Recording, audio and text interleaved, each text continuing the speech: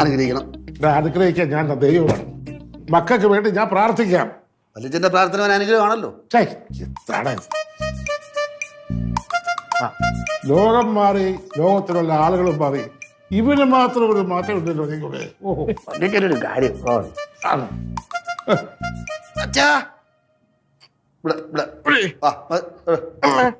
ഇതെല്ലാം എന്റെ വല്യച്ഛന് കാഴ്ച വയ്ക്കാൻ കൊണ്ടുവന്നേണ്. കാഴ്ച വെക്കാൻ ഞാനടാ കൊച്ചി രാജാവാണ്.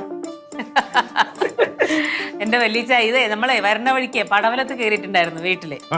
അപ്പൊ ശ്രീകുട്ടനാ പറഞ്ഞ നമ്മളെന്തായാലും വല്യച്ഛന്റെ അടുത്തേക്ക് പോവല്ലേ, വല്യച്ഛന് കൊണ്ട് കൊടുക്കാന്ന് പറഞ്ഞു. അങ്ങനെ അവിടെ നിന്ന് എടുത്തതാ.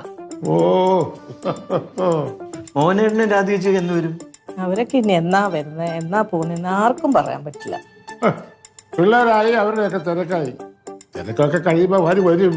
അല്ലാതെന്താ വല്യച്ഛ, ഞാൻ മോഹൻ ഒന്ന് ഇടയ്ക്ക്